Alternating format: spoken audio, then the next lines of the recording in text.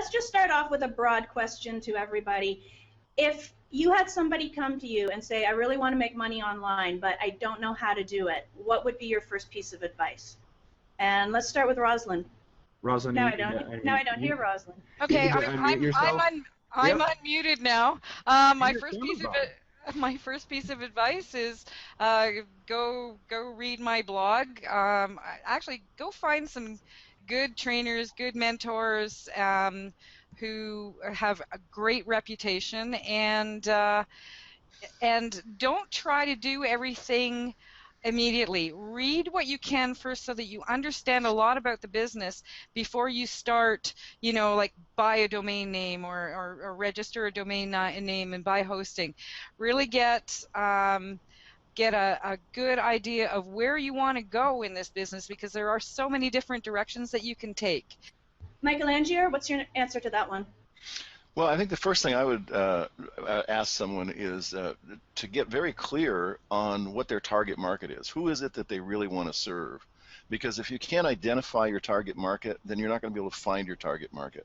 And I think that most people want to jump into the how-to of the nuts and bolts and all the things that are involved in getting a website up and getting a newsletter started or whatever they want to do, but they don't start from the beginning, and that is who is it that you really want to serve, and why is it that you can serve that market well, at least as well as other people, if not better.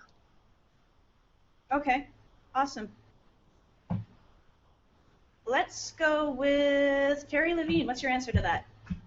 Well, my answer is, first of all, agreeing with Michael and then adding on to that, along with your target market, knowing what your core unique positioning statement is. What is it that you can do that is uniquely different than anybody else in the marketplace? And you have to have that statement before you start doing any online marketing. Yeah, exactly. Okay, how about Declan Dunn? I'd approach the question a little bit differently.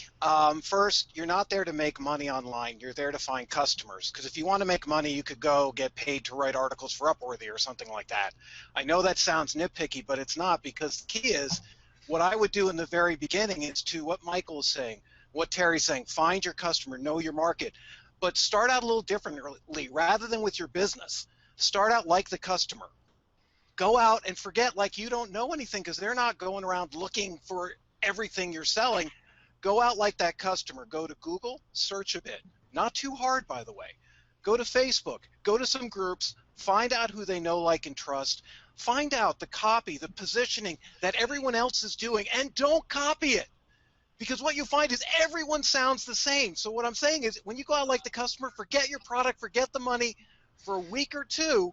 Go out like the customer. Not only will it be clear, you'll be able to really see how to put your messaging together. You're going to see the flaws, and most importantly, you're going to start where you should always start with, honoring your customer, connecting with them, and making sure that your message stands out from what everyone else whose competitor is saying about your product. And last thing, if you think you don't have any competition, spend another week as the customer, because you always have competition. It means you haven't looked hard enough. So right back to you. Yeah, some very good points there, Declan. All right, let's have David. What do you think? So this gets into what I was kind of alluding to earlier, and it's right up Rosalind's alley, I think, because I started out trying to create products instead of figuring out where the market was and going after the customers, like has been said by Declan and others. The thing that I would do first to make sure that I got this completely under control is I'd start selling affiliate products, and I would find affiliate programs that pay me forever. I'm a big proponent of lifetime referral systems, and so build those base incomes, and then you can really have something to build your own products on after you learn the ropes. So I would affiliate products always, low investment. Okay, I think Declan did that, and I think Rosalind did that. I think we've got a lot of people here who did that. That's right. All right, let's hear from Bill Davis now. What do you think? Bill Davis? Hey, am I on? Yep. Yep, you're on. All right, cool. Hi, everybody. I totally agree with David. I was going to say that becoming, doing the affiliate marketing side of things is probably the best way to go, because you have to create a lot less assets. And this business is all about creating assets, or at least controlling assets. And, you could start out as an affiliate marketer. You could start out as an affiliate marketer without a website. I don't recommend that, but you certainly could do that. It's the lowest cost of entry. It's definitely the way to go. That's how I started. Apparently, that's how a lot of the people on this panel started. So I definitely go that route. But I do want to say that, you kind of have to start, as with anything in life, I think you have to start with the end in mind. Where do you want to be? Where do you want to be in a year? Where do you want to be in 5 years? Or where do you want to be in three months? This business changes so fast, and you can do things so quickly nowadays. It's not like when I started back in 1996, for sure, where it took you, sometimes it took me months to create a website. Now I could do it in 5 minutes, seriously. You have to start with the end in mind and work your way back. And one of the first steps that you need to take, probably just to get your feet wet, to get some income going, is to become an affiliate for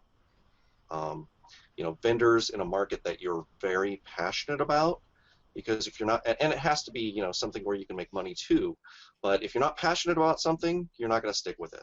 So that's what I'd say. Okay, let's go with Raleigh. What do you think? Hi there. I agree with every one of the people who said to do affiliate marketing, and that's where I began when I first came into the business. Outside of my PR stuff, had to find other books, other people's what they wanted, where they wanted to go. Affiliate marketing was just a beautiful, soft, wonderful cushion to lean on. And from that, though, what I want to say about promotion is that when you said know where you're going to be at the end, I've been taught to find out where you are 6 months out, where you're going to be a year out, where you're going to be 2 years out, and of course you don't know. I've been out 40 years now, so I didn't know then what I know now, but I think that increments are good to know. So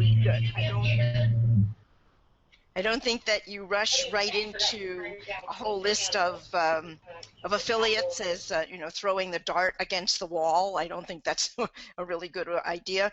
I think studying the marketplace, as everyone has said, I think going out to business meetings, finding out who's there, what they do, how they do their things, listening to any talk that you can go to in your marketplace that's online marketing. Offline, online, social, go out and listen to them. Just immerse yourself and collect the cards, have lunch, have dinner, talk to the people where you would like to be 6 months, 9 months, a year, etc. out. I think that you have to build your bridges before you decide to cross them. And that's where I would go, to just what everybody else said, and just that I'm in PR, so I would promote a little differently. But I'd still be promoting just as they. Yeah, okay, that totally makes sense.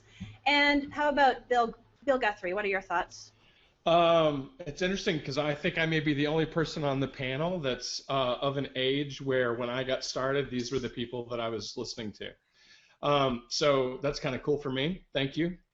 I would say that, I think, to repeat the question slightly different, I think when you say, well, if you just want to get started online, marketing and to make some money online, I think that in people's mind they have the idea of create a simple website and it just starts spitting out money, right? And so some of the advice here is it'll spit out money with affiliate marketing, and whether that's true or not, I think that's a debatable thing in the time that it takes. What I would honestly say to someone if they were saying they wanted to get started would be to let them know they need to figure out something that they want to get good at. So an affiliate really needs to get good at traffic. You have to get good at traffic, right? Like that's your job as an affiliate, to move traffic to an offer. And so I think that we have to, part of my answer would be a question to them saying, well, what is it that you're prepared to get good at? Do you want to get good as a writer? Do Do you want to get good at search engines? Do you want to get good at paid traffic? Like, what is it that you really want to get? You want to get good at being creative? And I think that if I had some more information from there, I love what Mike said at the beginning. It's really about figuring out who you want to serve. And I think that's a huge idea there, is to say, well, who do you want to serve, and then how are you going to serve them? How are you going to be able to get that offer in front of them? And so, it's a hard answer. I don't know if affiliate marketing would be my answer these days, but I know that that's, a very successful model. Yeah. Okay. So some very good thoughts from everybody there. Now, we have some questions from the audience, and I will get to those, but there's a few things that I want to establish first, so we kind of have a foundation here. One of them is, I know that all of you have come across marketers who teach what I call the profit model. So it's market research, it's keyword research, it's do your testing, do your tracking, and it's all about increased ROI, but not necessarily in an area you're interested in. They're teaching to research what's popular online, what other people are looking for. They're teaching you to research basically the most profitable markets. And then there's the other side of the coin that I call the passion camp, and most of the answers here fall into that category, where it's things like find what you're passionate about, find what your unique, what your skills are, what your talents are, what drives you, what you want to offer, what you're going to give to the customer. And ultimately, I mean, we do need a balance, obviously. There's no point in going out and following your passion if there's no money there. However, at the same time, if you're going to follow something that's just making you money, it's going to be a short-term venture, because we can't just continue doing what we don't love day in and day out. So are there any thoughts on that dichotomy? I'm just going to throw it out there if anyone wants to add anything to that. What you really feel is the most important, where the balance is, or if you even think that one side's important and let's just get rid of the other side. Anybody? Yeah, it's Terry. This is one of the things that I often address, because I've seen a lot of business owners make the mistake of just following their passion and not looking at whether or not their passion is something that's profitable. Is there a niche? Are there people who have money to spend on this? Is this something people want, or is this just, like a pet rock that's out there? And so I do think that you have to balance both. I do think that as much as people do not like to do market research, you have to do market research. You just can't throw something out there just because it's your passion. But I'm not saying, and I want to be clear about this, I'm not saying go do something that you hate. After all, I wrote the book Work Yourself Happy, not work yourself miserable. But find something that you enjoy, but that there is a market for. You want to make sure that you do have buyers, because after all, this is a business. You're in this to make money. Otherwise, it's a hobby. So I feel very strongly about that, and I'd like to hear from the other panelists. Yeah, I would say that to me, it's a little bit about like, what's the language that you want to talk in? I think it's it's not so much about a passion, because I think you're right. You said something about a pet rock. That's a great analogy. But what kind of language are you really excited about, and something that you want to learn more about? So that could be the language of golf, and you could suck at golf, but say, you know what, I really like golf, and I'd love to learn more about it, and I like talking about golf, and I like watching golf, and so it could be a sort of passion, but to me, it's really about that language. I don't think it's by accident that a lot of folks on these panels over the 5 days start talking about marketing, because at some point we just love the language of marketing. We may have gotten involved at we may have started as, Rosalind starts as an affiliate. She wasn't, an internet marketing affiliate. She was an affiliate of various products or whatever. And at some point she goes, man, I love thinking about marketing. I love split testing. I love this stuff. That's really what my passion is. And I think if you can identify that language, it takes you to a really strong passion. Okay. No, I actually hate split testing, but yeah, most of the stuff to deal with marketing. But I totally agree that you have to you have to do the research. But the whole thing about, doing all that keyword research and blah, blah, blah, like, I'm sorry, I think the passion always has to come first. And I started in the dating industry. Like, seriously, who isn't, at some point in their life concerned about that? Right? Big market. Nowadays, it's a little bit of a different story. If you wanted to get into that market, you would have to niche it down to, gay Spanish, I don't know, dog lovers or something like that to make it work. But, there's always, I like what you said about the way, I can't remember the way you phrased it, but just what you like to talk about and how you like to talk about it, and how the language, enjoying the language of it, that really is all about it. I can imagine the neophyte golfer getting out there and talking about their experience on a, like whenever they go out there, and their observations of the game as they learn it, and seeing that being extremely entertaining to a lot of people, and this person making money, talking about the products that they that they find and like, and that's kind of the approach I've always taken to to it. You either know a lot about it or you're willing to learn a lot about it. Yeah. We had. Can I just jump in here for a second? Yeah. Go for it. A workshop that I conduct, who had a passion for embroidery, and I thought, how can you make any money in embroidery?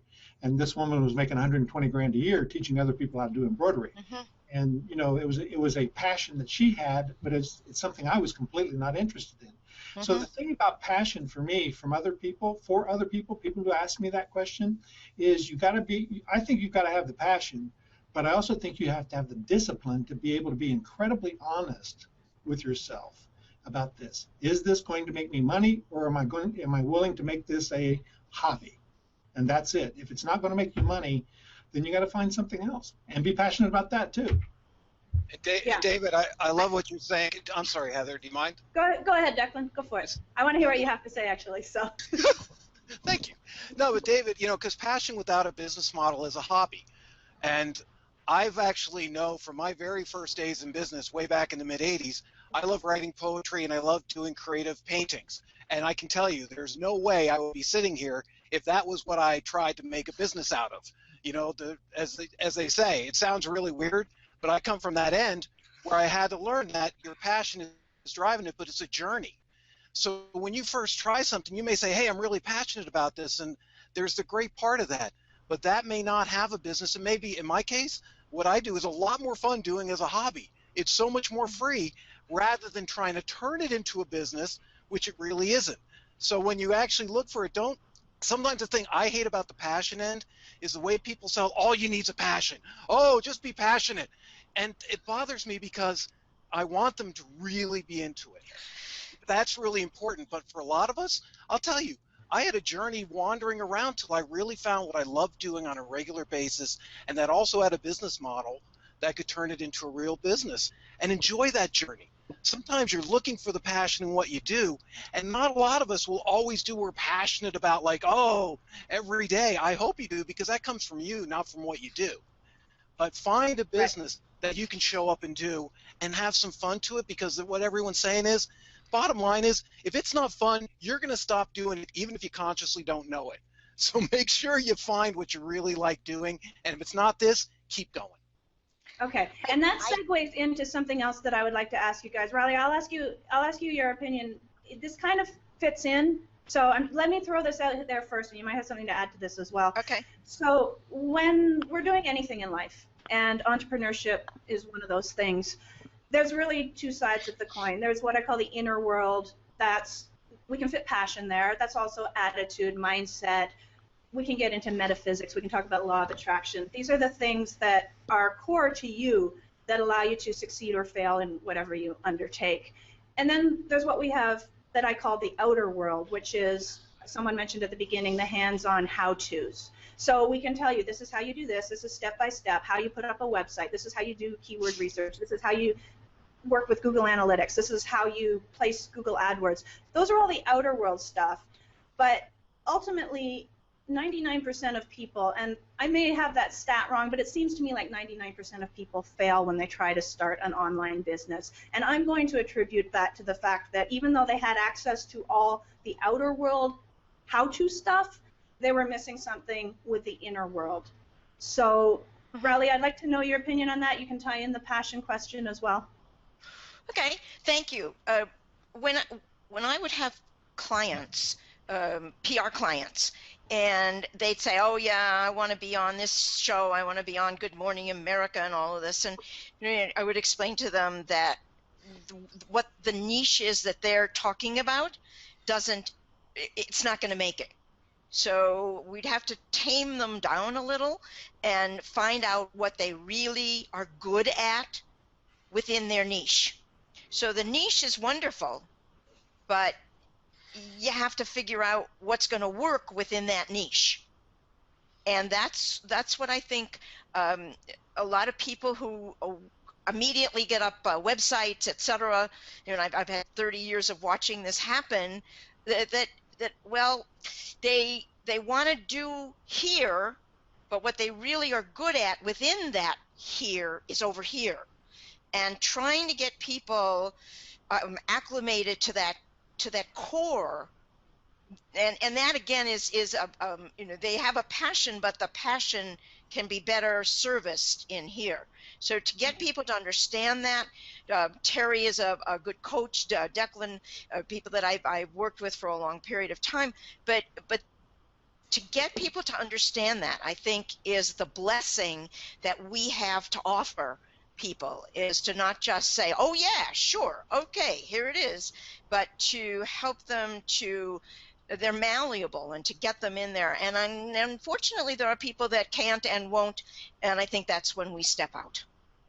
Yeah, okay. Now, Michael Angier, I know this is right up your alley when I'm talking about the inner world, the outer world, the passion, all of that. So I'd love to get your thoughts on it.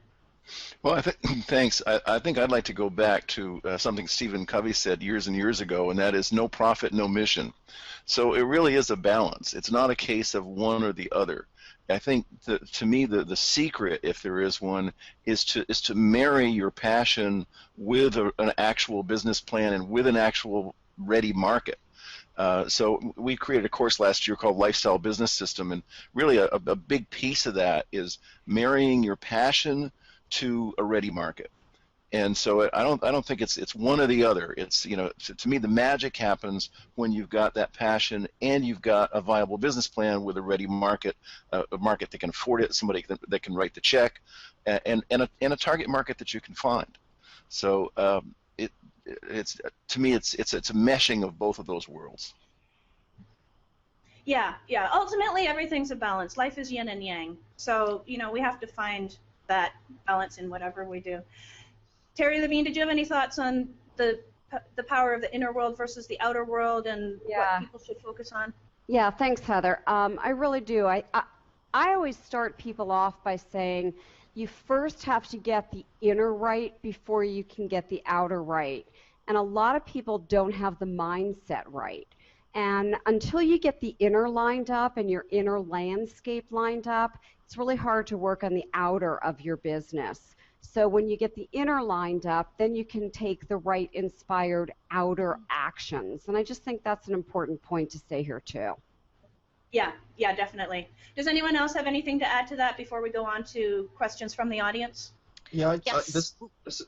Go ahead. Oh, this is Bill. I just wanted to say that there's really kind of like there's three pillars to this, I think. One is passion, and we beat that dead horse. And we also want to know what makes money, but we also, I think, should kind of think about what we're good at, because you could be good at something but absolutely hate it. Like, I'm really good at writing content for other people, but I hate it. I like writing my own content. So I definitely don't want to be a ghostwriter or a content writer for somebody else, even though I'm really good at it. I have no passion for it, and it makes me money. And when I want to make extra money, I do that, but there's really nothing there, So I just wanted to throw that out there. Okay. And someone else wanted to say something. I'm not sure who that was. Was it Raleigh? Yeah, yes, and Okay. Bill just said it really well, and so did everyone else. And it was just a recap. In wanting, when I get a client, I first ask them to make a list of what they believe in.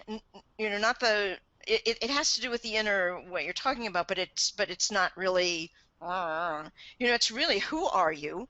Where do you come from? What are your goals? And I have this checklist that I put out, and if I don't feel, after going through the checklist over and over, not and over again, but just a little bit, if I don't see what they should be able to see or where it should go, then I step out of it.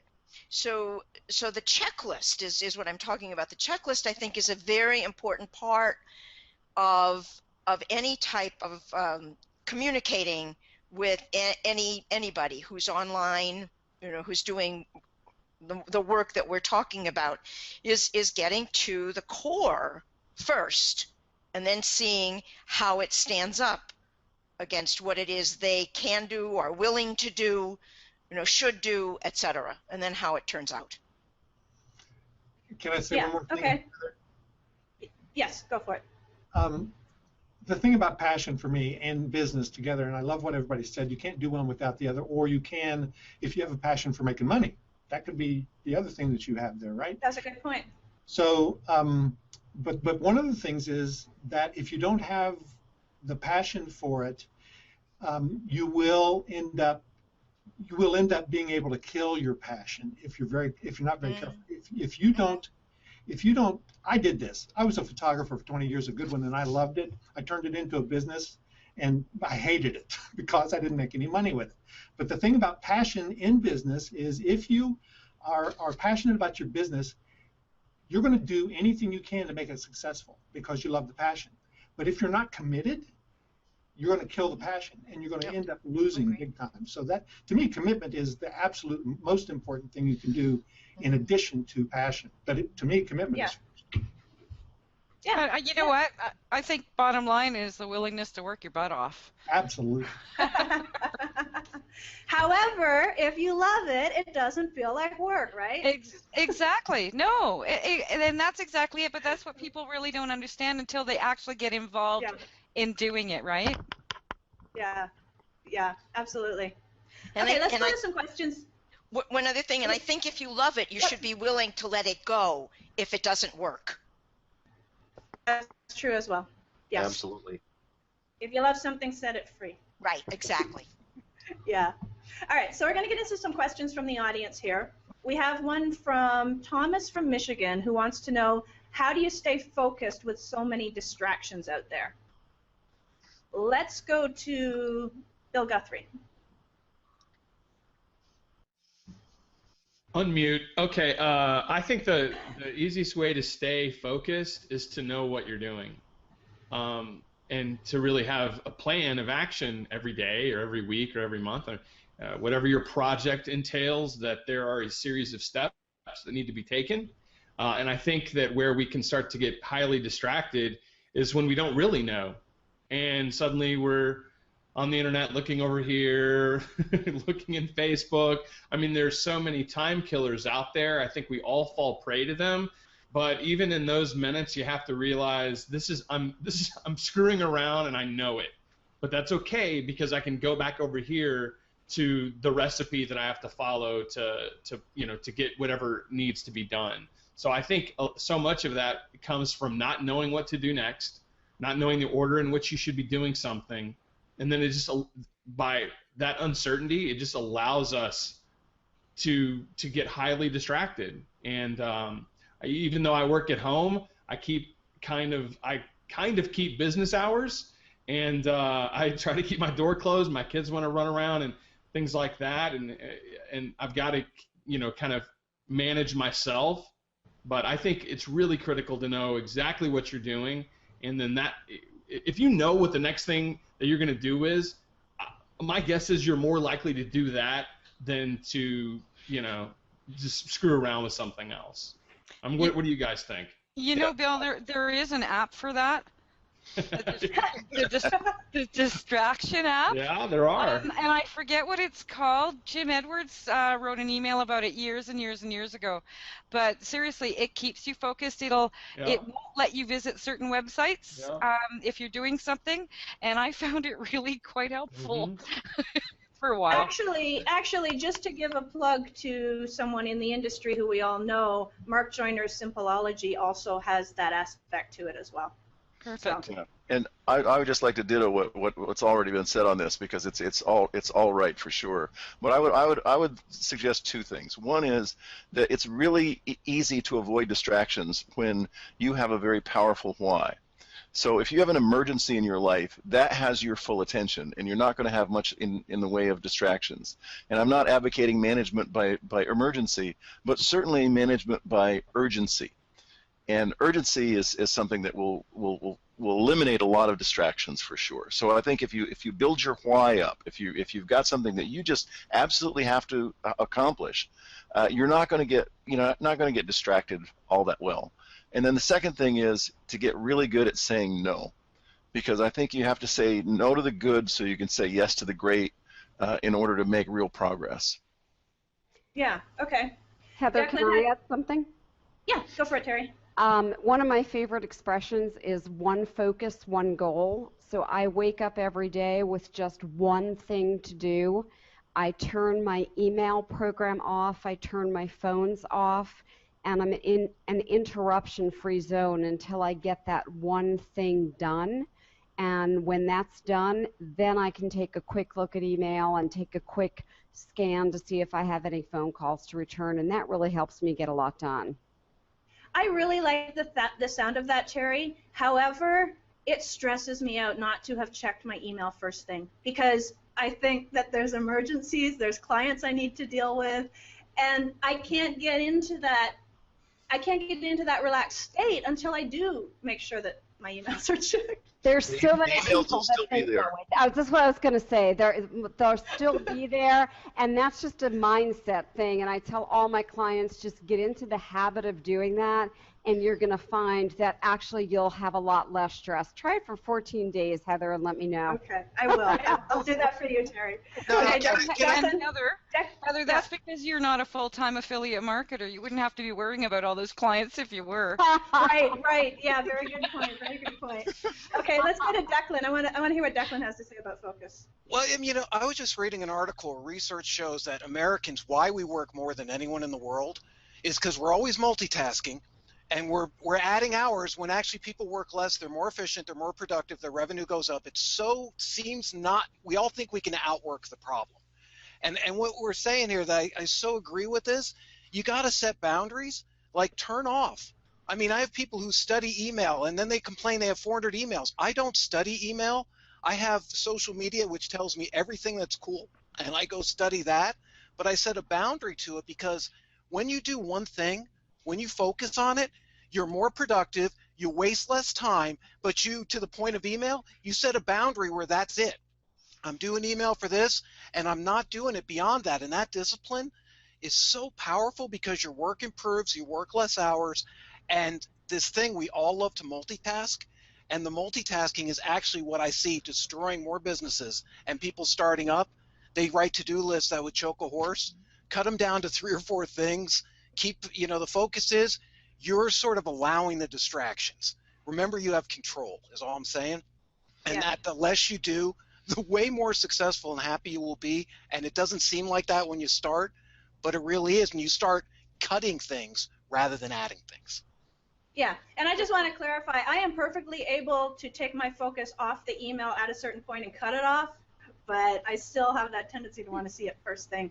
Now, we have a follow-up question from the audience who wants to know, how do I know what a successful mindset looks like, and how do I get one? So, who wants to take that? Michael, you're up. You're already on screen. So I think that's the toughest question so far. Success, Matt, you should have the answer to this.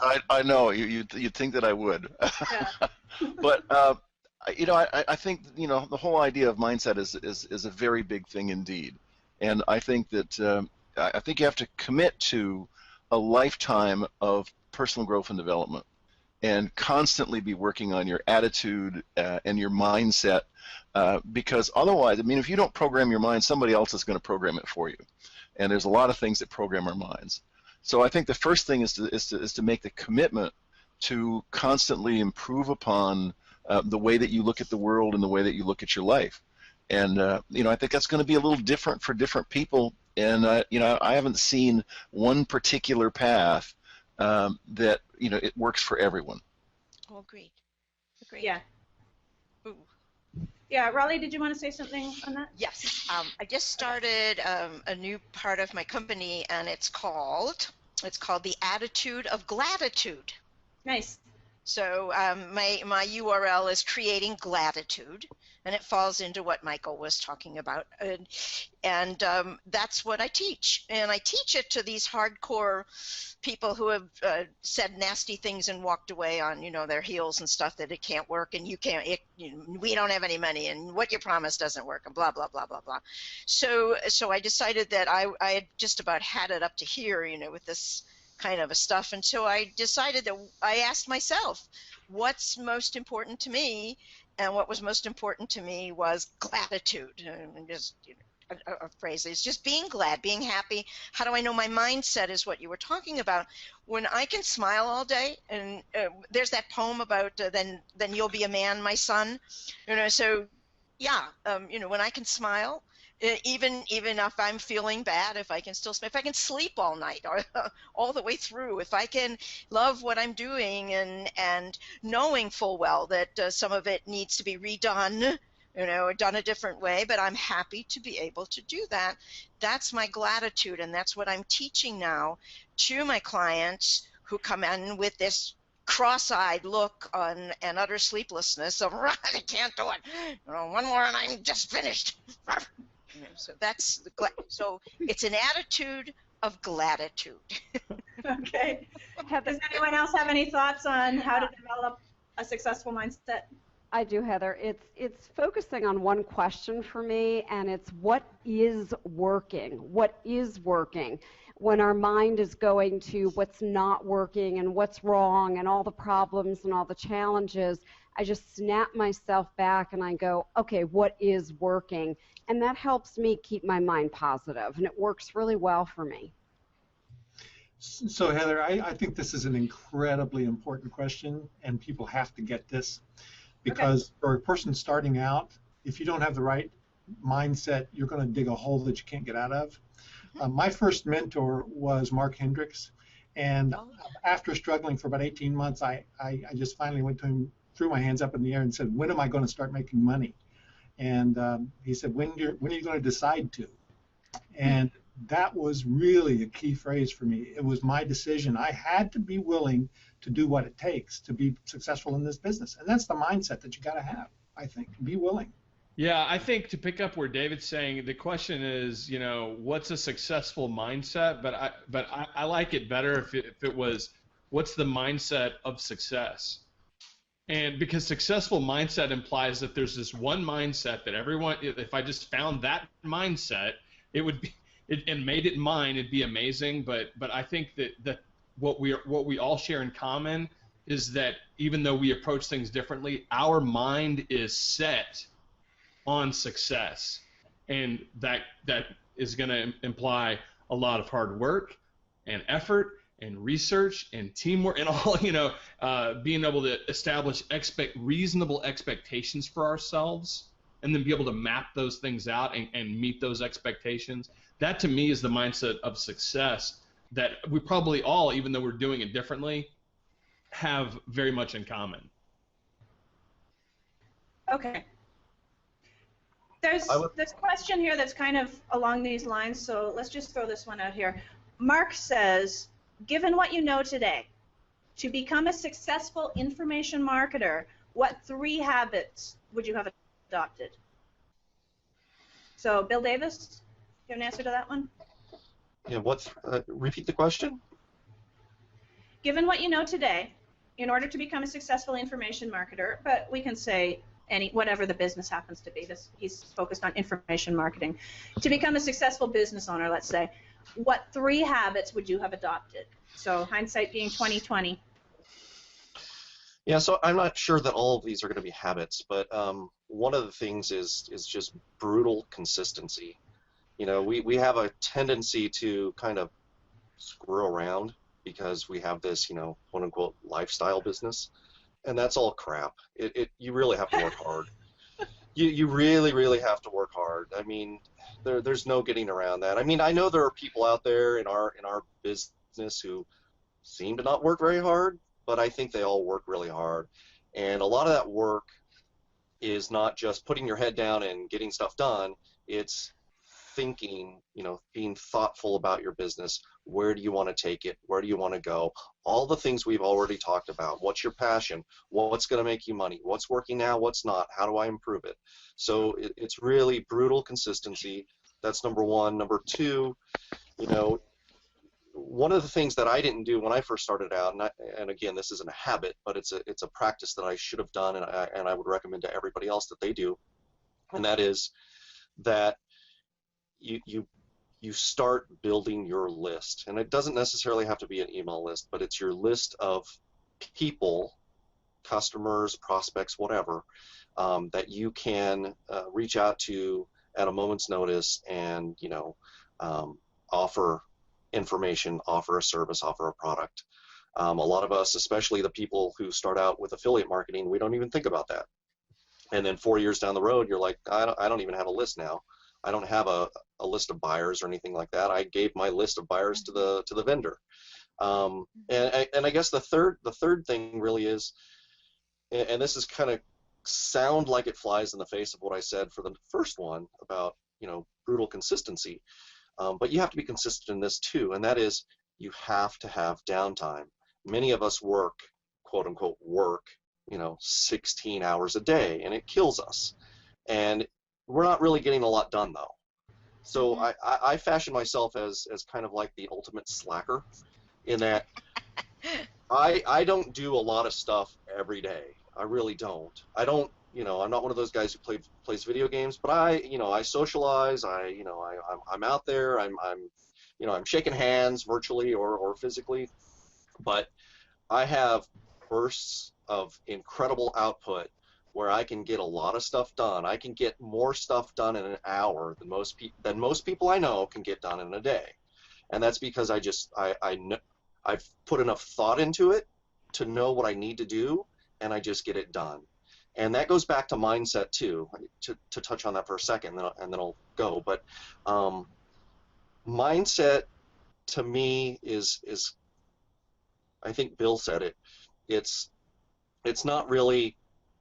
It's kind of like saying, you know, that girl you should be dating has a great personality. She has a great mindset. That doesn't work. What you have to have is you have to look at, because there are different ways to get there. You know, not everybody has this one mindset that's success. It's successful people have various mindsets, and you know, you have your own. You'll figure it out. But it really is all about, what do I want? What's at the end of the road, and how do I get there? It's really just a roadmap. And everybody knows that the path to success is not a straight line. It's the zigzaggedy line. But you still have to course correct and figure out where you want to be.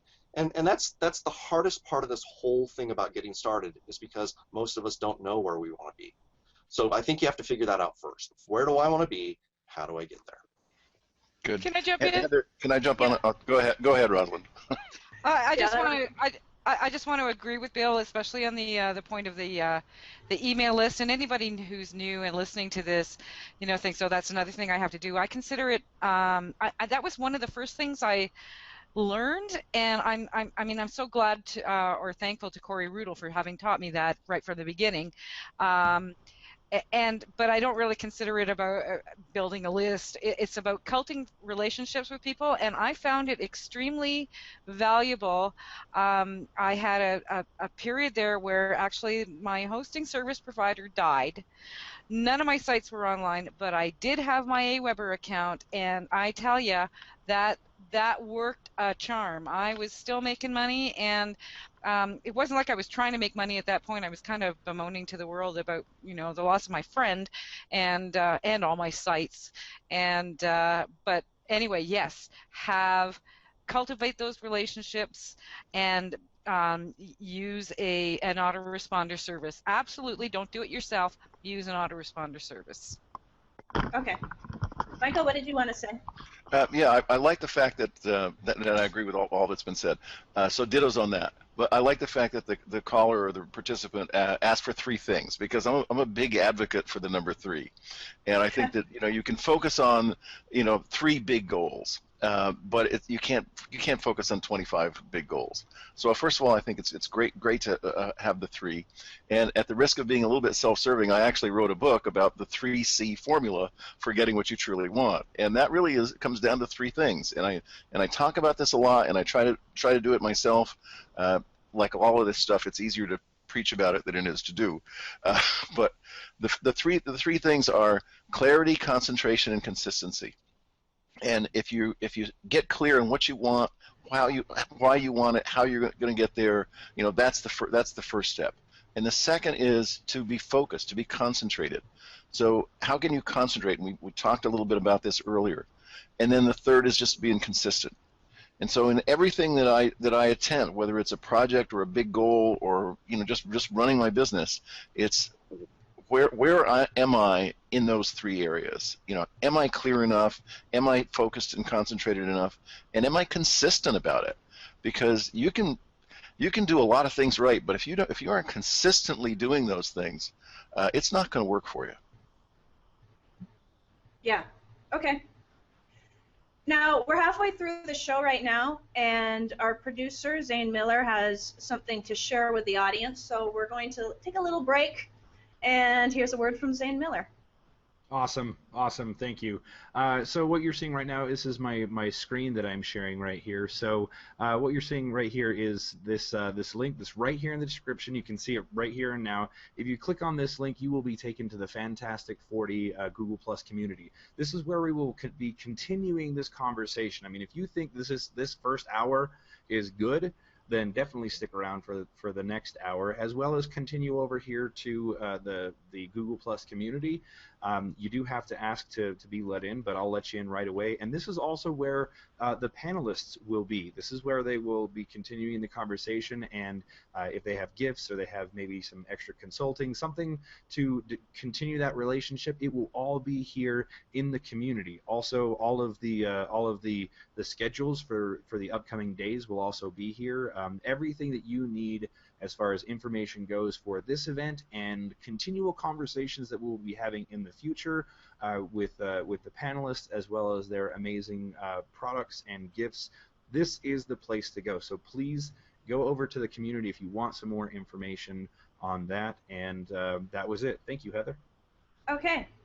Now, Bill Guthrie is typing one habit at least into the chat box over here. So, Bill, do you want to share that with the audience? Yeah, I said my 3 were a great habit is to sleep. I think that you got to get your sleep. I know that sounds a little silly, but if you're just starting, when I was just starting, I had a full-time job and a lot of other responsibilities, and so I ended up compromising a lot. And so I would definitely recommend people sleep. Another good habit that I would recommend would be to always be wanting to learn something. And because I think that marketing and online marketing is, as it has been repeated already, is a system of learning, and you've got to always be in the mindset of wanting to learn something. And then also to experiment and to be someone who's bold enough to try things.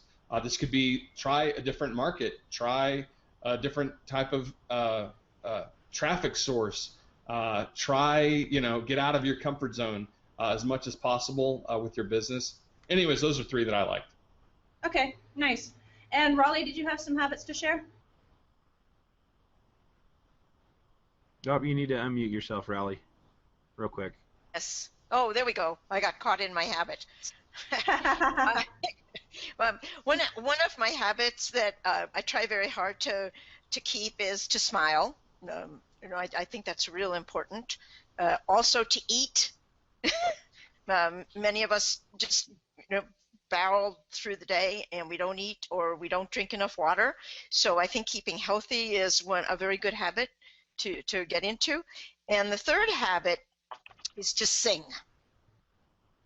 I don't sing very well, but I was taught that if you hum a lot and if you sing, and even if it's off key, it's a really good habit to get into. Do it by yourself, you know, or if you have an animal, put him somewhere else.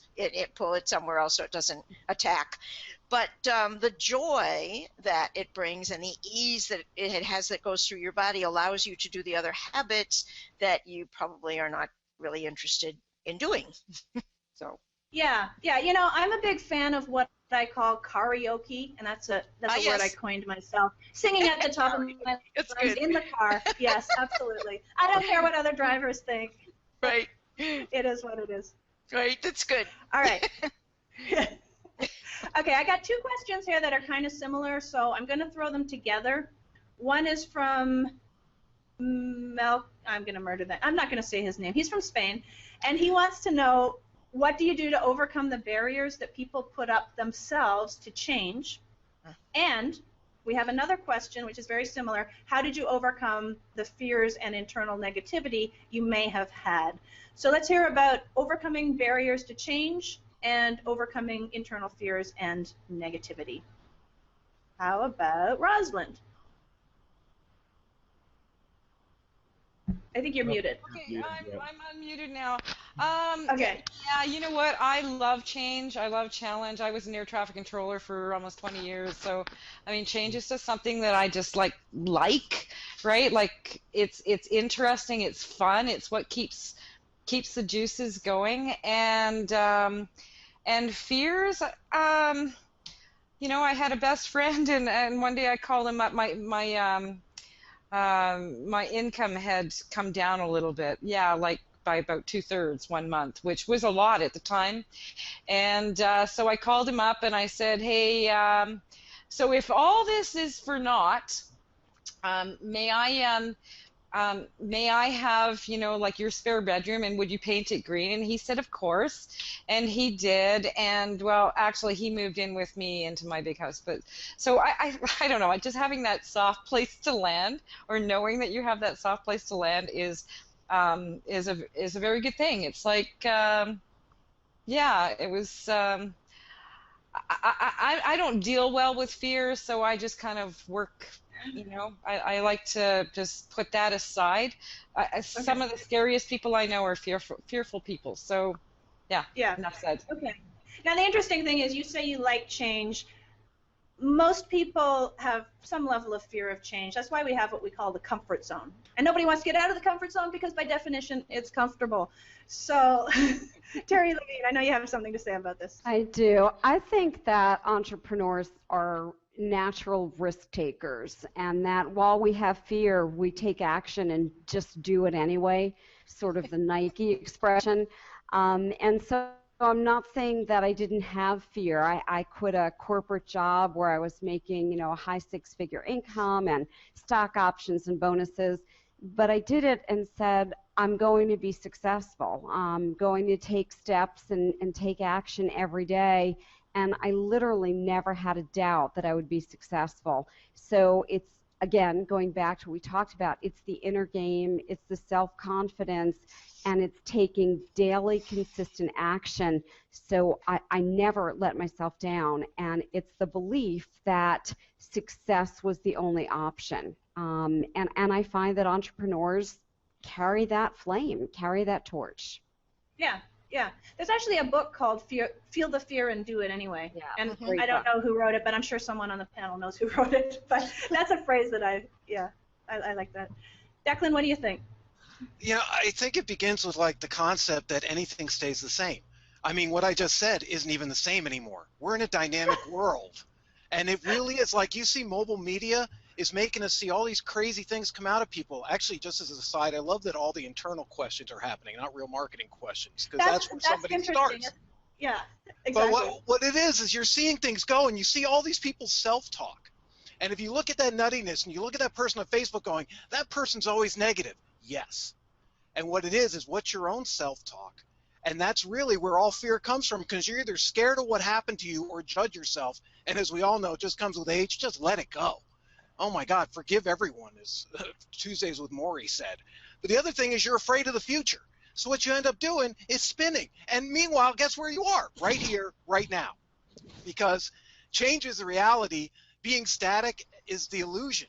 And the funniest thing is, I actually taught this. I had 25 employees, 12 of who run their own companies now. And it was part of the thing that they freaked out. They're like, wait, I just want to go to this job, do the same thing every day, and just pay me.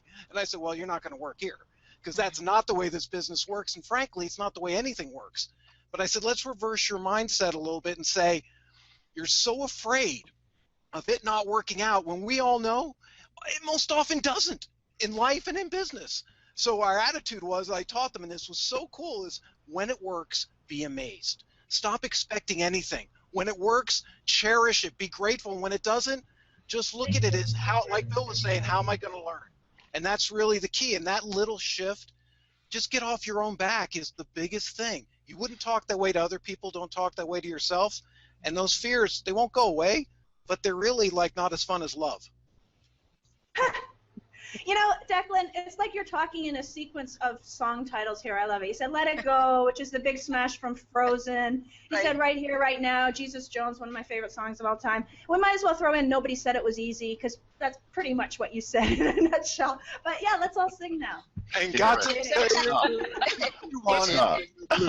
Yeah, let's not. So Heather, I've got something, if I could. Okay. All right. So I think that if someone really wants to be successful in business, you've really got to be comfortable, get comfortable being uncomfortable, because change is going to happen. If you don't like change, you're going to like obsolescence even less, because that's what's going to happen. And I think I talked to so many people over the years who say, "Oh, I'm just afraid of failure. Or I'm afraid of success," and you've got to actually become comfortable at failing at things. Because you're not going to do everything right. There's just no way to do it. Things are changing too fast. You're changing. The market is changing. Your customers are changing. The technology's changing. You've got to be willing to just step out there and fail fast.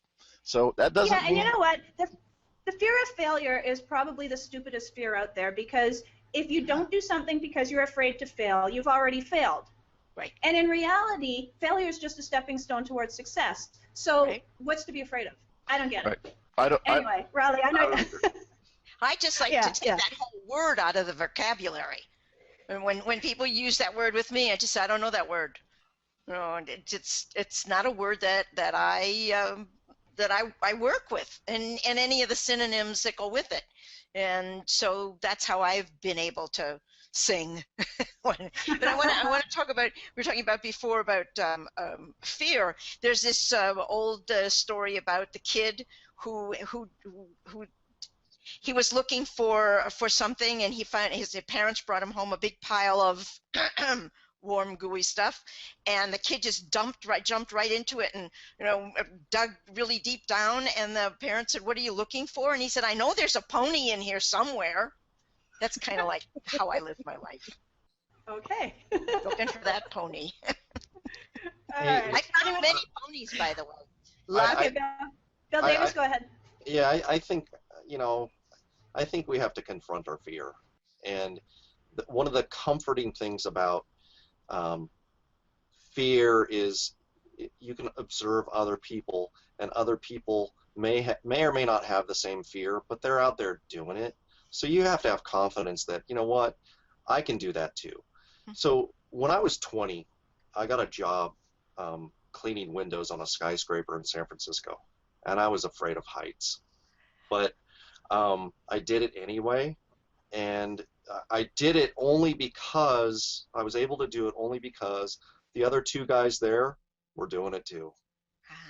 And they were just as likely to fall off that scaffolding as I was. So it applies to business too. There are other people out there who have succeeded doing the same thing that you're trying to do. You're no less talented. You're no less committed.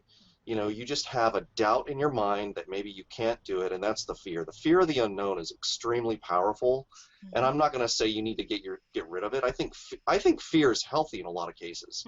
You should be afraid of the guy coming at you with a gun. That's a rational fear. But as far as business goes, none of us, I can't say this for everybody, but I don't think most of us put our entire livelihood on the line and I don't think you should. I think you should. I think Bill said it earlier that he had a full-time job before he became as successful as he is. I think if you have a full-time job now, stick with it. Do this, 2, 3, 4 hours a night. You can do it. You can make the time. I know a lot of people who've stayed up till 2, 3, 4 in the morning getting this done, sleeping 2 hours a night, 3 hours a night, going back to work. You can get this done for short periods of time. So, and then you kind of, teeter-totter and you do the balance and you see if you can, kind of offload some of your full-time work and pick this up. And at some point, you're going to be able to do it. But you really have to confront your fear and be comforted in knowing that other people are doing the same thing that you're trying to do and they've been successful. Right, yeah, I agree. We can't go the denial route because then you're just shoving it down and not dealing with it, and it'll rear its ugly head another way. And the other point is fear is a primal instinct that we have. The challenge is, you're talking about healthy fears such as someone pulling a gun or, a wild animal coming after you. But our bodies react the same way, whether it's that kind of legitimate fear or whether it's a fear we make up in our minds. So how do you go, what's the process you use to distinguish, this is something I don't have to worry about, this is something I should? Well, I have 3 kids and one on the way, and one of my kids really is fearful of roller coasters. And I tell him, and it hasn't gotten through yet, he's 8, I tell him that watch this roller coaster run. Nobody has fallen out. Nobody has gotten hurt. Everybody comes out there. Some people are terrified, but everybody gets off there safe and sound. What are you afraid of? It's a fear, but it's not really a rational one because odds are nothing is going to happen to you. I mean, I know there are occasions where roller coasters get stuck and stuff like that, but it doesn't happen that often. So you need to just explain, what is the real danger here versus what is your perceived danger here. Right. And I think we make a lot of this stuff up in our minds. We do. Yeah. Zig Ziglar had a great quote, Heather. He, for fear, he said it stood for false evidence appearing real. Yeah. And I think that's very true.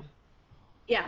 Yeah, and Bill was talking about the real evidence being the gun or whatever it is. So, yeah, absolutely. Does anyone else have anything to add about change, negativity, and or fear before we move on?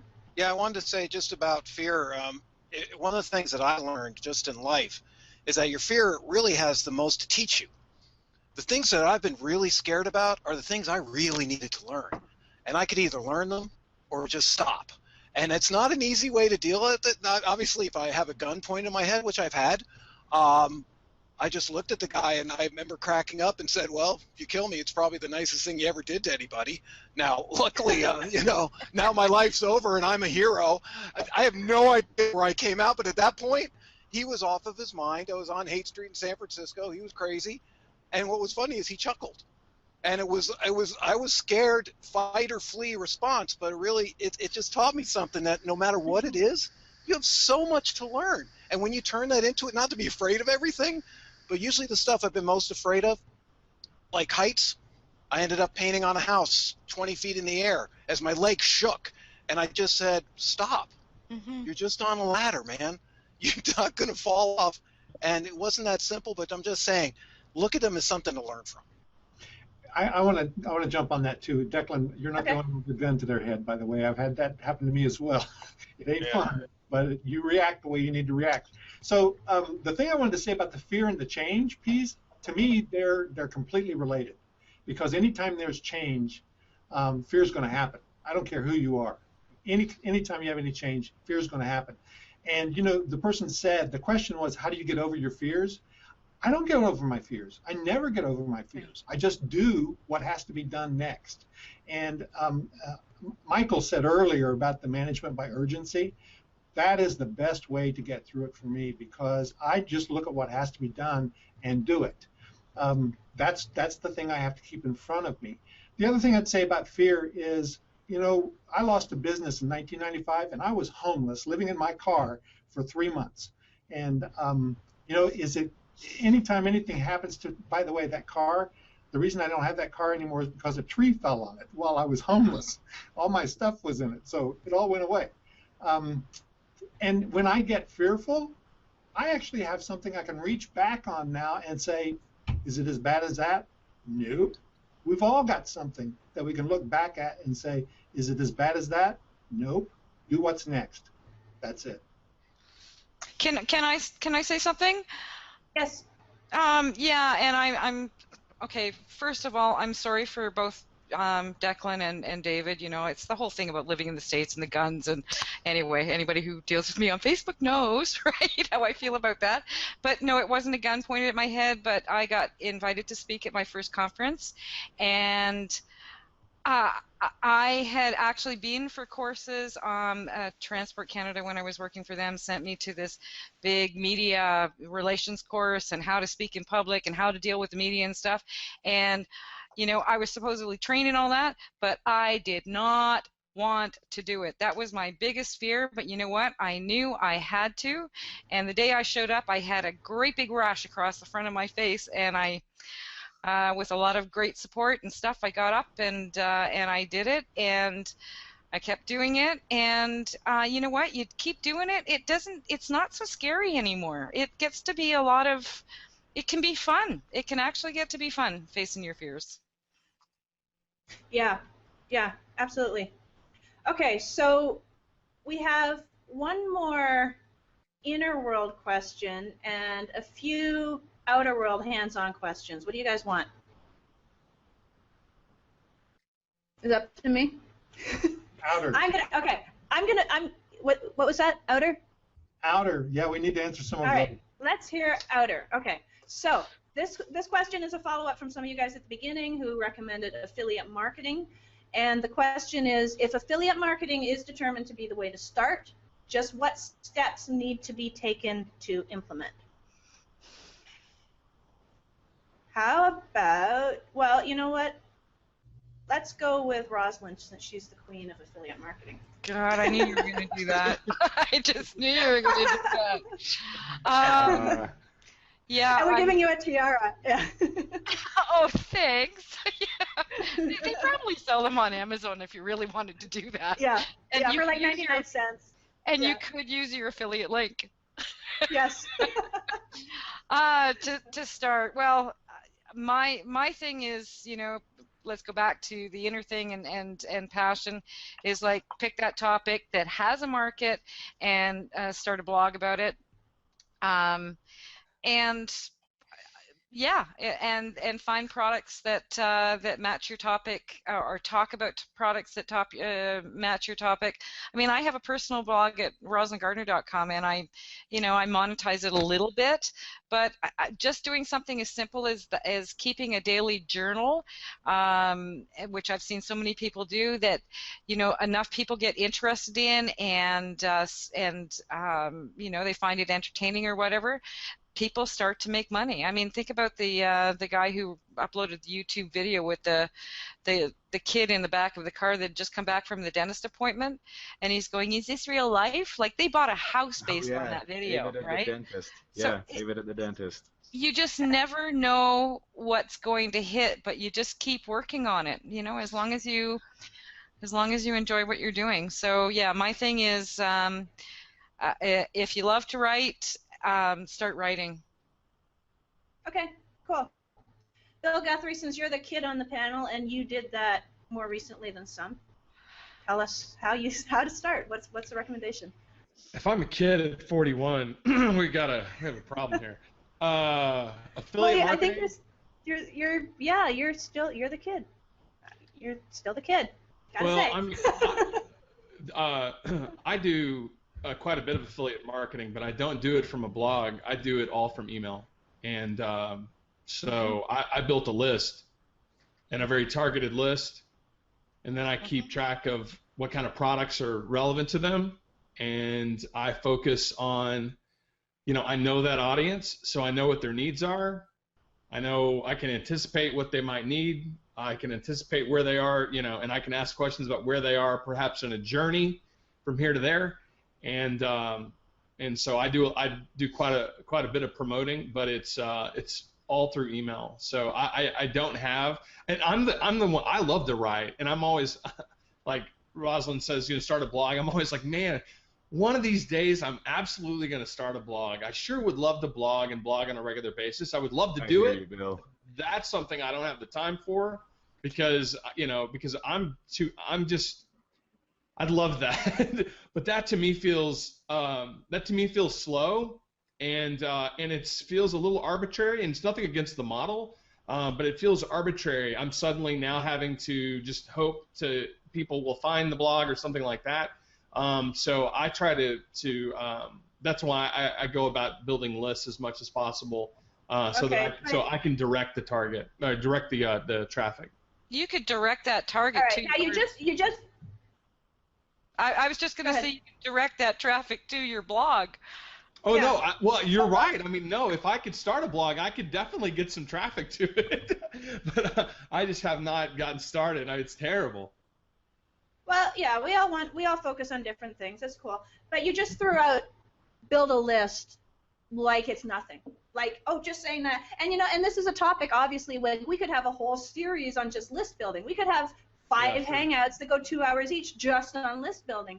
Now, obviously, you're good at driving traffic, so the person asking the question is asking for some steps. Just kind of give us a nutshell version of what methods you're using to drive traffic to your landing page or whatever you're using and how to capture those names. Sure. Well, I mean, I think that when you think about building a list, the simplest way to look at it is, am I going to build a list of people, are they going to get on my list for free, or are they going to have to pay to get on my list? And, so if they're going to get on your list for free, then you're probably going to try to give them something. So you're going to give them a free report. You're going to give them a free piece of software that's relevant. You're going to give them, access to a video that you've created that has training. So, you're either going to give them some kind of information or something that's valuable to them for them to get on your list. And then once they're on your list, there's, as you said, this could be a whole discussion unto itself. Yeah. So how are you driving the traffic? Is it paid traffic?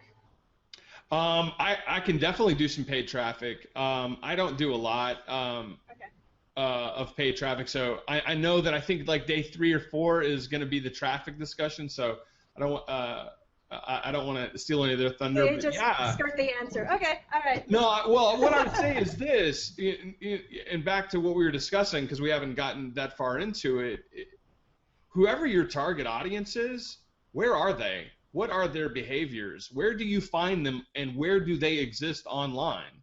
And you could say, well, they're everywhere, but ultimately, you might want to be able to drill into that and say, where are those people? And if you know that they inhabit 20 really good websites, then buy some banner ads there and spend $200 that month. And I'm pretty sure with the right offer, you can start to build your list at a pretty profitable rate. I mean, that's a simple process. Yeah. Okay. Awesome. Bill Davis, what do you think? Yeah, I take kind of the completely opposite tack to Bill. I like the slow and steady route. But it goes back to what I think I said at the very beginning, and that is building assets. So I'm a big believer in building websites, building authority-type sites, sites that you can put a lot of content into. And what you do is you're building an authority site, and you can still maintain that or use that as an affiliate marketing gateway. And you drive traffic there. Most of the traffic you drive there, you're not really driving it. If you're writing good content, people are going to come. They really will.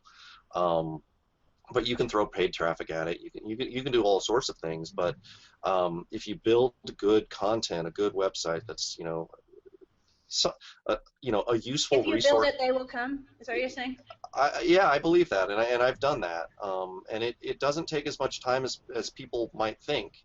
You do have to pick, a niche that people are, really want to know about, and you have to provide really good content. You can't throw up PLR crap and spun content and all that junk. I think you have to write it yourself, and it has to come from knowledge, experience. It has to come from the heart. We're real business people, and real business people are passionate about what they do. They don't do it half-assed. They just go all out, and that's the way I do it. And You know, if you build an asset like a website, that it becomes not only the place where you can sell affiliate products, but it becomes the place where you can sell your own product, and it becomes something that you can sell later on down the road if your priorities change. So that's what I would do. And in the meantime, you could build your list by offering a free report or a small, a small report that, might be $5, $10, $15, whatever the market will bear. I mean, you can test all that stuff. You can build your list that way. So you can build a list of buyers, you can build a list of prospects, and treat those lists, slightly differently, so that you can, sell them all sorts of things that they might need. Okay.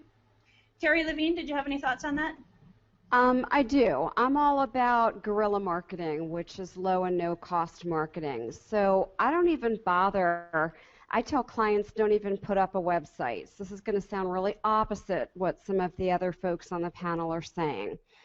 I basically say put up a Facebook business page and a Facebook personal page, and start doing some really exciting posts on your personal page and on your business page.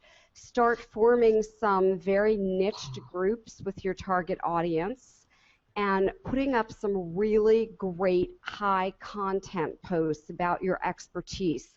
So really sharing what you're expert at and beginning to drive large numbers of people to follow you as a credible expert, and getting those people to know who you are and getting to like you and getting to know you and getting to really see you as a credible expert.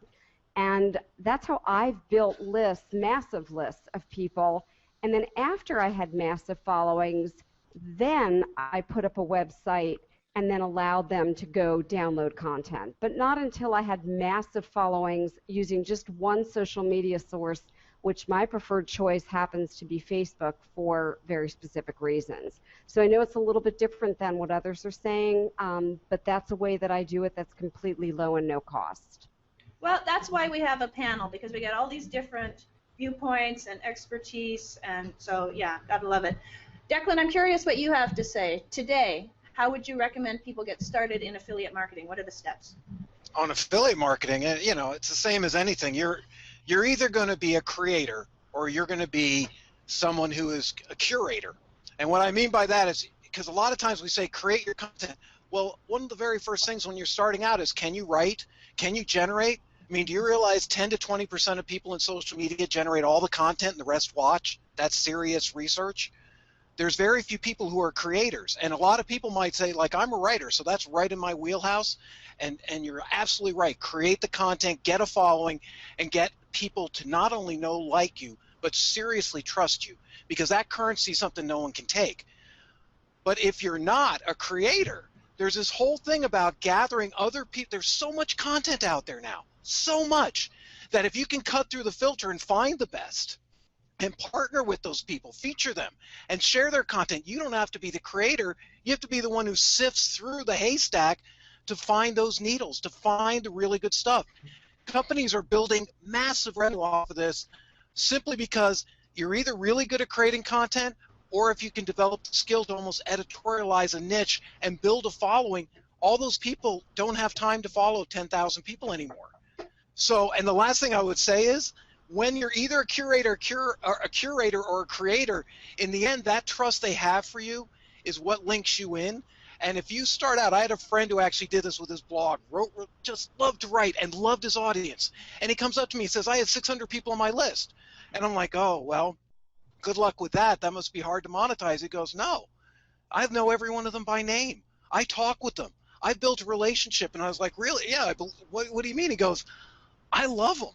And he went out and did his first marketing to them. After 4 months, he sold 200 of them a $200 a month coaching program. Okay? It's not the size of your list. It's how much they love you. And remember that. It's not about big. I would rather have 1,000 really targeted people than 10,000 people that I can brag about. So watch. In fact, one of my last things I'll say, watch out for the people with the big numbers. The ones with the small ones are doing a little bit better. Yeah, you know, it tends to be guys who think that size matters. Really. Nice. Zane gets to test out the sound effects. All right. I did want to say real quick that when we talk about curation and creating content, I didn't have to say a dang thing here, and I am helping to create and curate content all at the same time by dragging all of you panelists in here. So thanks for doing well, the however, job. the rest of us do have Smart these guy. things, and we're also helping create content. So yeah. Yeah. I want to make a comment about what Terry and some other folks here were saying about the affiliate marketing startup thing. Okay. Because I go to the other end. I don't start with a website or anything. I find the program that I want to promote, and it's based on the people that run the program, the products that they have, and the type of affiliate program they have. I seriously believe in that mantra that we all heard long ago and didn't pay any attention to, which is do the work once, get paid forever. You know, and that to me is what affiliate marketing is about. I want to find programs that tag me in their software system and then pay me a residual commission for my list in their system. And there are programs out there that do that. And the key is they have to have a good relationship with their list. They're then becoming your salespeople. So I'm wanting those folks to drive them into the list, driving them to the program like that. And I will buy traffic and actually send to somebody else's program because I get a continuing return on that from those folks. I don't have any relationship with those people, but the people who I send the traffic to does, and I rely on them to sell over and over that way. Okay, David, can you just clarify, what do you mean when you say program as opposed to product? Membership sites, platforms, people who have Infusionsoft, by the way, can create something called lifetime referrals, not lifetime cookies. I'm talking about software tagging in their system, or A-member systems or digital access pass. Those people who have those type programs, and there are others, can set it up as lifetime referrals. And when I send somebody to their program, their software platform, and they're set up for the lifetime tagging, I own that person in that system. So whenever they send a promotion, I get commissions. So it's great motivation to do that. And by the way, my program does that too. So that's the way we work. Okay. Great. Yeah. Does anyone else have anything to add on getting started in affiliate marketing? I just wanted to say that even ClickBank has the same thing with their subscription services as well. That's right. Yeah. Okay. So let's go. There's another question here. This one comes from Sandy from Pennsylvania, and she wants to know, how do I do market research? And specifically, she wants to coach human resources managers. So who wants to talk about market research and some advice for her? Bill Davis, it looks like you're up. Oh, Declan, go for it. I actually just did this for human resources, a field I knew nothing about. Okay. So I'll tie into how I actually did this, and I really mean this. When I say start like the customer, I want to go to a search engine. Where do I find the answer if I don't know? And what I found were the people who are in front of the audience. Who are the people, again, curating or creating content? Who are the people already in front of the audience? As Mark Twain said, the secret to success is find out where the people are meeting and get there first. And in human resources, there's a site called talentculture.net that's wonderful. It was really easy to see because they're very social. They have big lists, and they're open to doing guest blog posts. So it was a really dream way to actually leverage their traffic, and they want to do it because we would give them content. So if you're looking for human resources, all you want to do is look at LinkedIn, look at Facebook a little bit, though with business it's not usually the best, but look at LinkedIn and Twitter and just start seeing from the people who are really got large followings, start seeing who they follow and start seeing the sites they follow, because it's not a big universe. I mean, I found out in human resources, like I actually probably took me about 4 to 6 hours of researching who's out there, finding out who they talk about, because it's a very small world. All our markets are. So go out and do your research, but you know, it's amazing to me. Everyone, one of the things we always joke about in our marketing circles is somebody goes, how do I find this? We go to Google, and they just never do. And I'm like, it's crazy. So like, just use this, like, and use social media, because everyone is like a few degrees away from you. and they're way smarter than you, and they already know where all the human resources people are, and there's probably about 3 or 4 sites and about 5 to 10 people who everyone listens to, and then there's a second tier. Start negotiating, start working with them. So. Okay, good advice. Anyone else have anything to add on market research?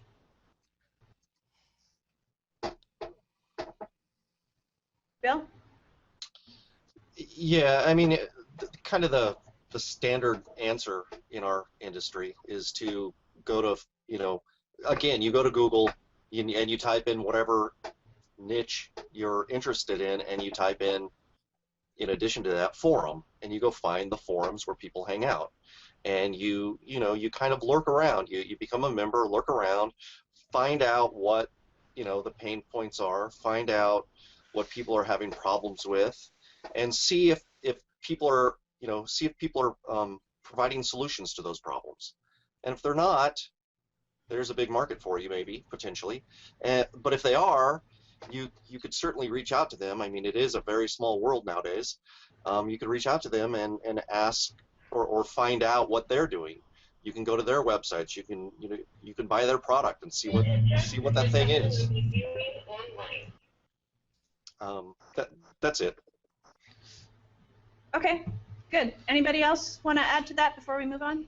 Yes, I would like to. Okay, I think also in conjunction with that is go to Amazon. See the books in those categories.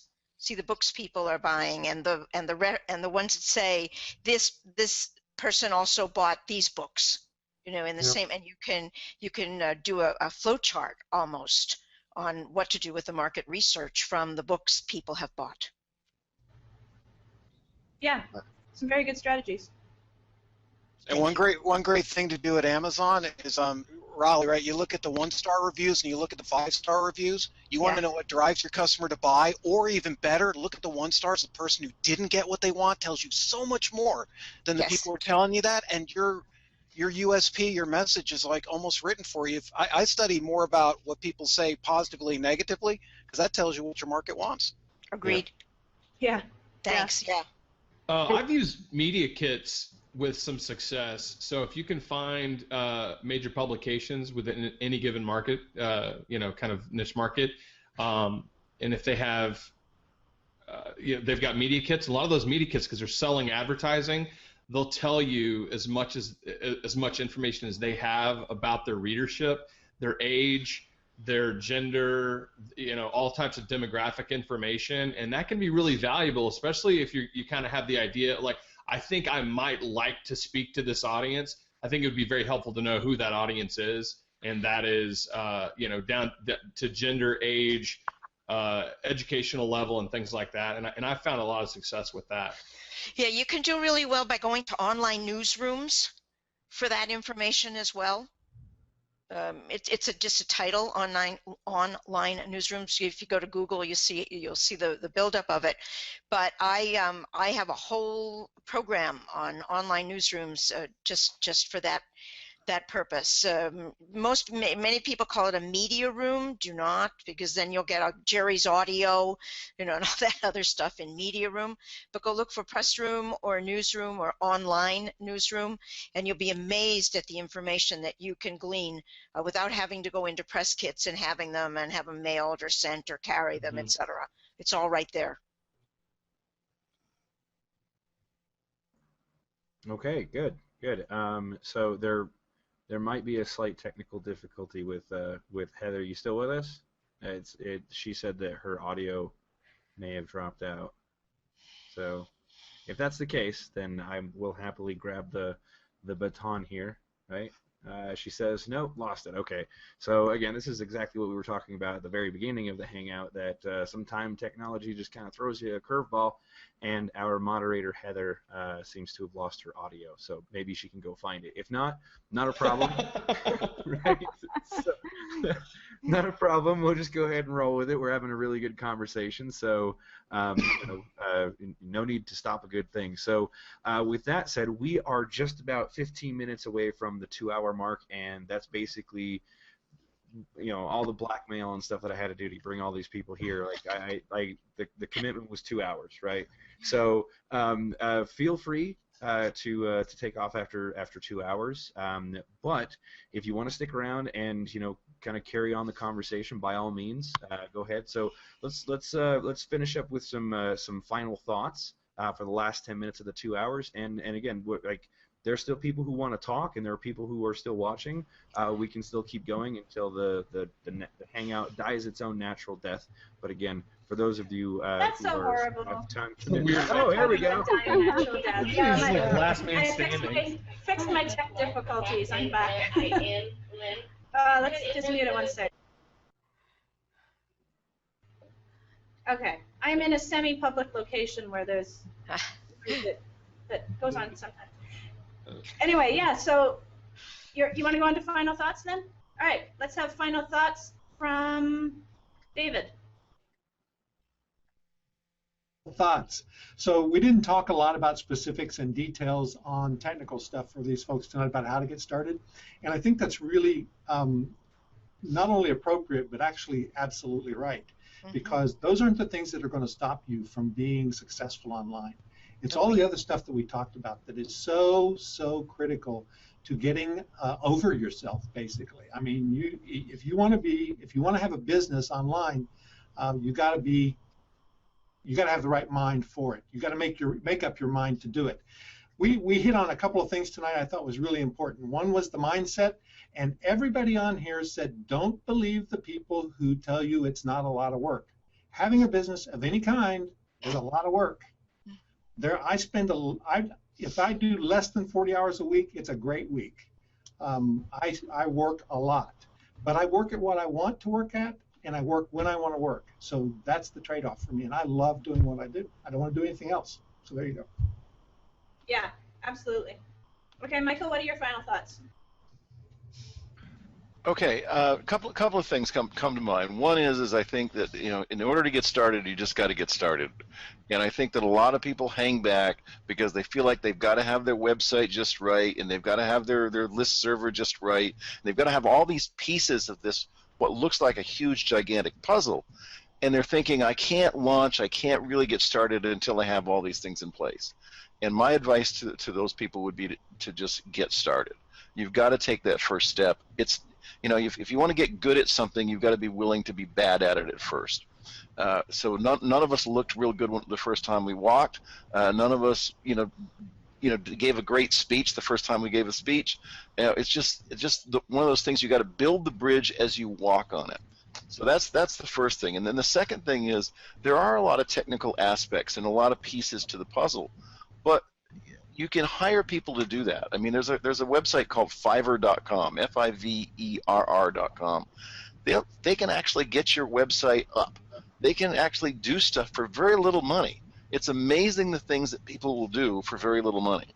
And when I got my website up in 1996, I hired somebody at a couple $100s just to get it going, because I knew that once it was up, then I could start tweaking it, then I could understand it.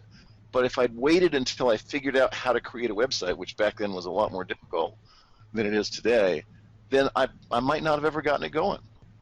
So just get started, be willing to hire some people at very little money to get some things done, and you'll be surprised at how much progress you can make. All right, now we got to start singing the Black Eyed Peas.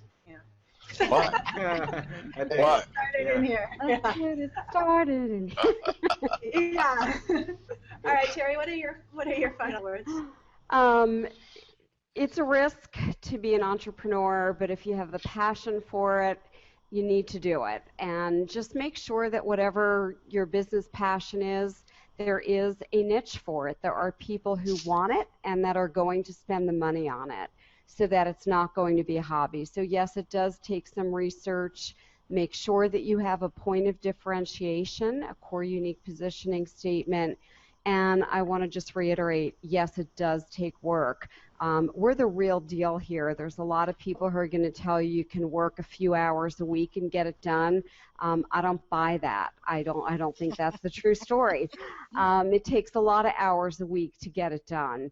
And you just have to put one foot in front of the other. You will have negative thoughts. There will be times that you have fear, and it just takes keep keep going, keep going. Surround yourself with mentors, surround yourself with like-minded people, and in the times when you get scared or you just don't know what to do, call upon mentors to help you and call upon like-minded people to help you. Just keep going. Okay. Raleigh, what are your final thoughts for the day? There is a pot of gold at the end of the rainbow. It can be today's rainbow. It can be tomorrow's rainbow. There's always a pot of gold. So keep your shiny rag with you, because you may need to shine some of those parts of the pot up. But it works. It does work. I'm a living example of that. I started in 1980 in a closet, a serious closet, and without a chair, without anything, and here I am. It's 1980. It's 2014. That's a lot of years later, and I am still alive and kicking and growing and even learning from my peers who are on this wonderful panel, who are learning from me, and I hope. And it goes on and on and on. That's what life is. It's a beautiful thing. Just believe in it, and tell all those people that are negative to go away. Pay them. Give them candy. Find the macaroni in the pile. Give it to them. Just get them out of your hair and do it. Yeah, and she brought up a Simple Minds song, Alive and Kicking. So we got lots of songs in this. All right, Rosalind Gardner, what are your final thoughts? Everything everybody said so far is so right. And I totally agree with Raleigh in terms of, reject the naysayers, because you're going to hear lots of that. If you say, I'm going to start an internet business, just do it, and, like Nike says, and enjoy the process. And David, 40-hour work weeks don't last forever, and yes, I'm one of those people who doesn't work a lot, maybe 4 hours a week, or more when I want to, but you have to work hard. I put in a lot of hours. I basically did 3 full-time jobs when I was starting, and don't regret a moment of it, because it was great fun, and I get to hang out with really cool people. Nice. All right. Bill Davis, what are your final thoughts?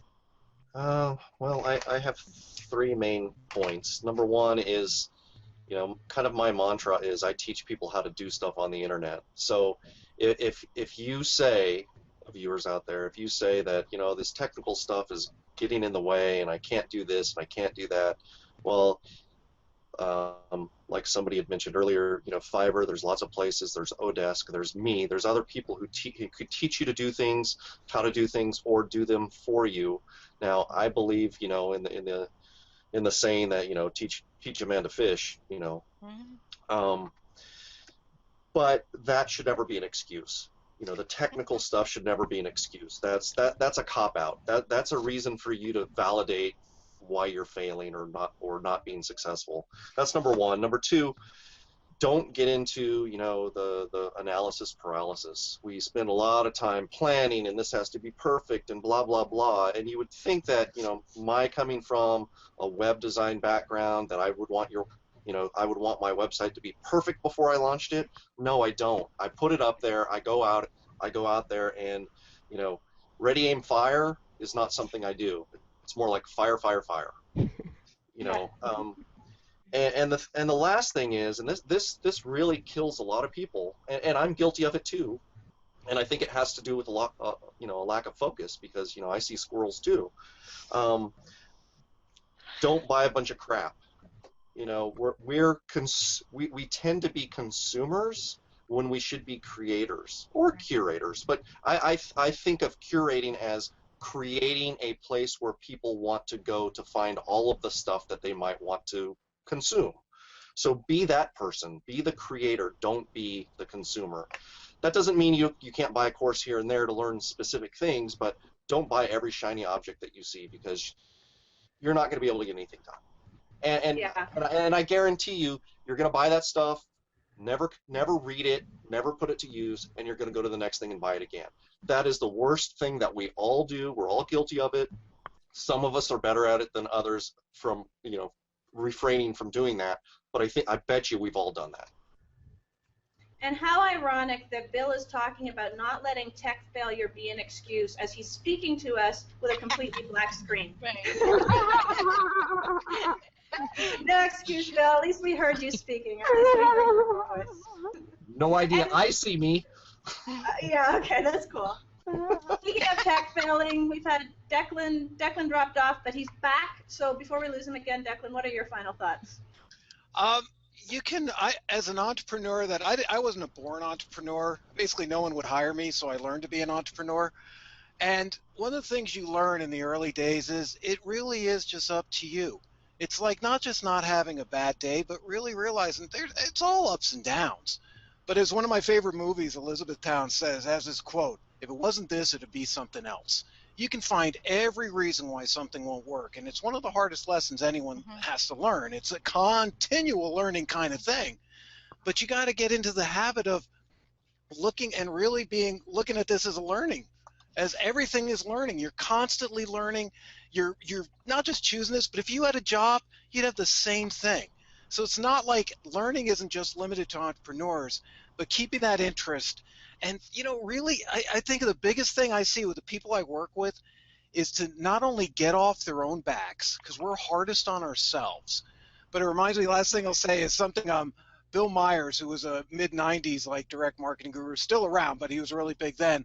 He was talking to my friend Jonathan Mizell, and he said, Jonathan, what would you do if you had $1 million, right? And Jonathan's like, I'd go fly fishing, because that's what Jonathan loves to do. And Bill just looked at him and says, Jonathan, you don't need $1 million to go fly fishing. Do what you love. Don't let the money be the excuse. And just, it's the same thing. Just keep on the path, because no matter what you do, you're going to have to do it anyway. So just keep on the path. Stop getting freaked out.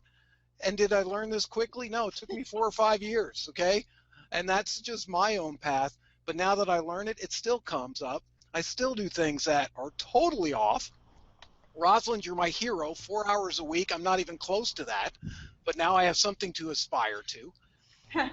But you know what? If you're having fun and you're working 60 hours, I know guys like that. And I know women like that. And that's the key, is they're not burnt out. I wouldn't recommend that to most, but the thing is, make sure you're enjoying the ride, because it is a ride. Yeah, absolutely. Okay, and Bill Guthrie, what are your final thoughts?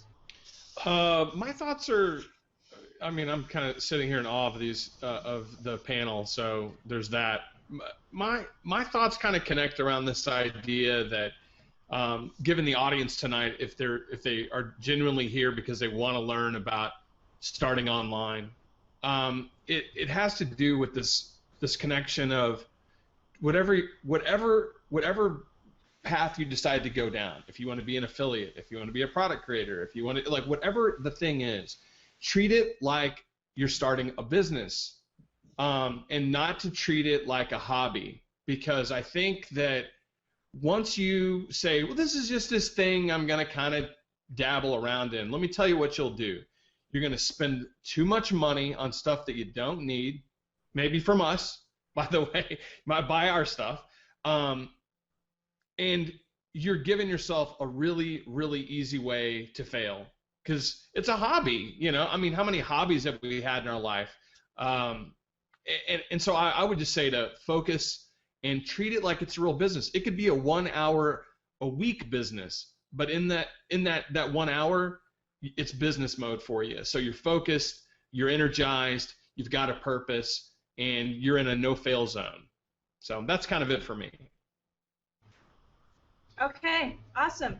Well, you know what, guys? This has been a fantastic roundtable tonight. We've gone into areas that not a lot of people talk about when they teach internet marketing, which is just how to market on the internet. I'm not talking specifically about that niche, but selling things online, marketing things online. When we're talking about getting started, a lot of people miss the things that we talked about tonight, which are crucial. Now, obviously, as we've mentioned, it's a balance. Life is yin and yang. Everything's yin and yang. And we do have 4 more sessions coming up where we will talk more about the hands-on how-to with various other experts, 40 experts in all.